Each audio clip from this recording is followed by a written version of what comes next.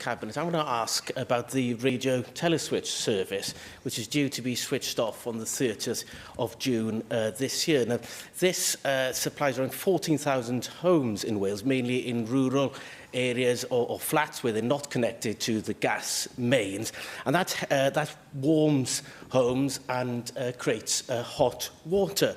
Now, with the switch off, many people don't know that they have an RTS service in their home. They were installed in the 1980s.